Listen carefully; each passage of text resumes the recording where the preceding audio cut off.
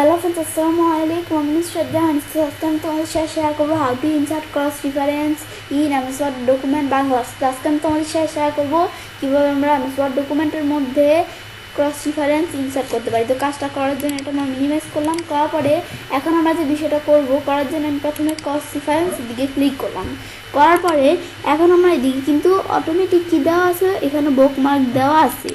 এখন আমরা আমাদের দিক থেকে আমাদের এদিকে এইটা বিষয়টা দেওয়া থাকলে এখন আমরা ধর আমাদের ক্রস রেফারেন্সের বিষয়টা কি, আমাদের এই যে এই বিষয়গুলো আমাদের যদি আমাদের এই মধ্যে ডকুমেন্টের মধ্যে করা থাকে তাহলে আমরা এখান থেকে চাইলে বিষয়টা করতে পারি। তো ডকুমেন্টের মধ্যে কিন্তু আমরা আমাদের এই যে বুকমার্কে ক্লিক করলে আমাদের কিন্তু বুকমার্ক ডকুমেন্টের মধ্যে করা আছে। এখন এদিকে ক্লিক করার পরে এখন আমরা এখান থেকে চাইলে বিষয়টা করতে পারি। আমি যে বিষয়টা আনবো এর আগে আমরা যে জায়গায় আনবো সেই জায়গায় কাজটা রাখতে হবে। রাখার পরে আমরা এখন আমাদের এই ক্রস রেফারেন্সে আসি। এখন বুকমার্কের বিষয়টার উপর কিন্তু আমার চ্যানেলে আলাদা ভিডিও দেওয়া আছে, তোমরা চ্যানেল দেখতে পারো কীভাবে আমরা একটা বুকমার্ক ইনসার্ট করতে পারি। এটা আমরা দেখলাম। এখন আমরা ক্রস রেফারেন্সের মধ্যে বুকমার্ক সিলেক্ট করার পরে কিন্তু দুইটা বুকমার্ক আছে। আমি ধর প্রথমটা এই বিষয়টা দেখতেছি, এটা আমরা সিলেক্ট করা আছে। এখন আমি এখানে বুকমার্ক কী আকারে দিব, text page number bookmark text আকারে থাকবে, ব্যাস এটা আমাদের টিকমার্ক দেওয়া থাকবে। এখন আমি যদি ইনসার্ট দেই, ইনসার্ট দিয়ে ক্লোজ দেই, ক্লোজ দিলে এই যে আমাদের দিই কিন্তু এই ইটা আমাদের ইনসার্ট হয়ে গেল। ইনসার্ট হওয়ার পরে আমি যেটার উপর মাউস পয়েন্টার রাখি তাহলে আমাদের উপরে এই যে আমাদের যেই বুকমার্কটা করছি সেটার নাম দেওয়া আছে। আর আমরা আমাদের এইখান থেকে এই বুকমার্কের যেই টেক্সটটা বুকমার্ক করছি সেই টেক্সটে দিয়ে চলে আসছে। আর বলছে আমাদের কন্ট্রোল চাপ দিয়ে ক্লিক করলে আমাদের সেই টেক্সটটার কাছে চলে আসবো আমরা।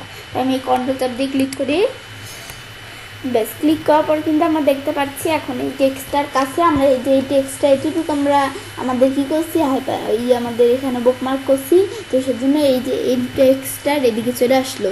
তো এখন আমরা আমাদের এটা কিন্তু এভাবেই বিষয়টা করতে পারি।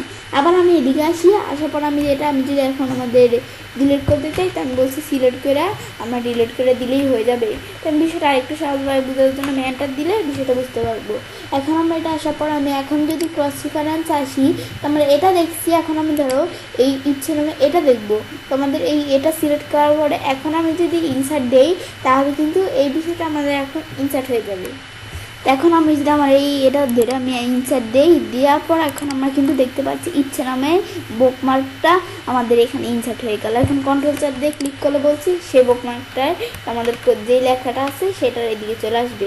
এখন আমি তার বিষয়টা ডিলিট করলাম সিলেক্ট করে। এখন ডিলিট করার পর আবার আমরা ক্রস রেফারেন্সে আসি। আসার পরে আমি ধরো এভাবে তো আমরা এই আমাদের বুকমার্ক টেক্সট আকারে দেখছি। এখন আমি যদি এই বুকমার্কস আমি ধরো পেজ নাম্বার আকারে দেখবো, সেটা সিলেক্ট করার পর ইনসার্ট দেই।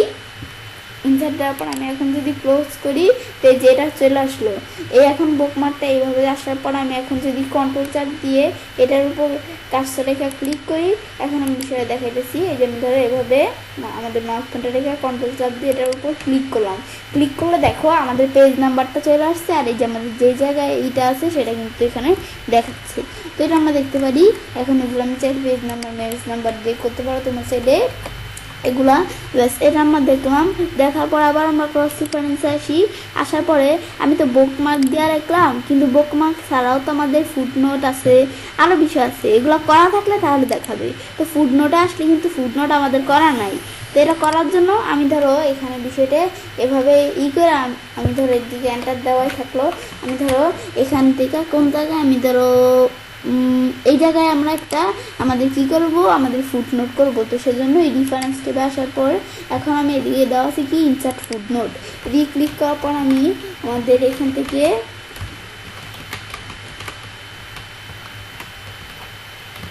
ব্যাস আমি এখানে কিছু লিখলাম ফুটনোটের মধ্যে। লেখার পর আমি কন্ট্রোল আমাদের হোম দিয়ে যেদিকে আমাদের চলে আসলাম।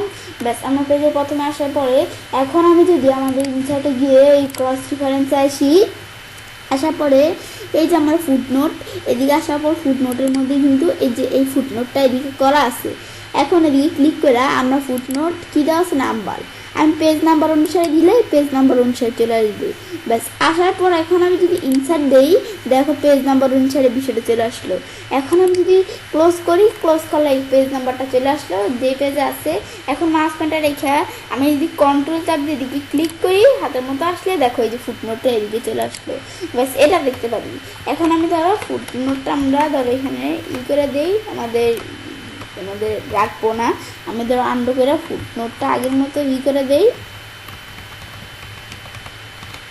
ব্যাস ফুটনোটটা দেখলাম। এখন আমি তো ফুটনোট দিয়ে বিষয়টা দেখলাম।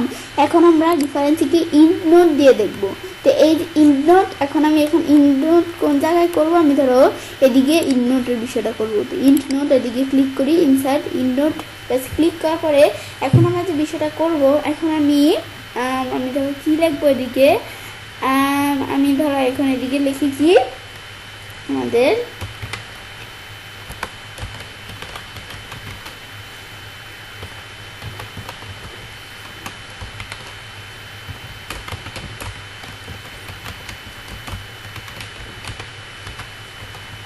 ব্যাস আমরা লিখলাম কি Bangladesh is a small country. এখন আমি যদি কন্ট্রোল চাপ দিয়ে হোম সবার উপরে আসি, এখন আমাদের কার্সরটা আমি এখন যদি ইনসার্ট মেনুতে এসে ক্রস রেফারেন্স আসি, তা আমরা ফুটনোট দেওয়া আছে, ফুটনোটটা আমরা রিমুভ করে দিলাম। এখন এদিকে আসার পর আমরা দিব কি ইন্ট নোট, ফুটনোটের নিচে এই দেখো Bangladesh is a small country, এটা কিন্তু চলে আসলো ওই ফুটনোট ইন্ট নোটটা। এখন ইন্ট নোট আসার পরে এটা কিন্তু ইন্ট নোট নাম্বারটা দেওয়া আছে। এখন আমি যদি ইনসার্ট দেই, দেওয়ার পর আমরা যদি এটা ক্লোজ করি, ক্লোজ করলে ইন্ট নোট যেরকম নাম্বার চলে আসলো। আসার পর আমি মাউস পয়েন্টার রাখলে দেখো এরকম দেখাইতেছে উপরে কারেন্ট ডকুমেন্ট আর এই যে এই বিষয়টা। এখন আমি যদি কন্ট্রোল চাপ দেওয়ার পর আমি যদি এখান থেকে হাতের মতো আসলে ক্লিক করি, ক্লিক করলে দেখো আমরা আমাদের যে জায়গায় এই যে ইন্ট নোটটা এই যে আমরা দেখতে পাচ্ছি মাউস পয়েন্টার রাখলে। তো এভাবে আমরা চাইলে ইন্ট নোটের বিষয়টা আমরা চাইলে দেখতে পারি। ব্যাস এটা আমরা এখান থেকে আমরা ক্রস রেফারেন্সে গিয়ে এই বিষয়টা করতে পারি। এখন আমার আরও কিছু থাকলে সেগুলো দেখার জন্য আমরা চাইলে দেখতে পারি। ব্যাস এগুলো আমি চাইলে এখান থেকে এভাবে করতে পারি। তো এখন আমরা যখন বিষয়টা ব্যবহার করলাম, করার পর এভাবে আমার চাইলে কাজটা করতে পারি। এবার আমরা খুব সহজেই এমএস ওয়ার্ড ডকুমেন্টের মধ্যে ক্রস রেফারেন্স ইনসার্ট করতে পারি। ফ্রেন্ডস, আমার আজকের এই ভিডিওটি যদি তোমাদের ভালো লেগে থাকে তাহলে চ্যানেলটি সাবস্ক্রাইব, লাইক, কমেন্ট এবং সবার সাথে শেয়ার করবে।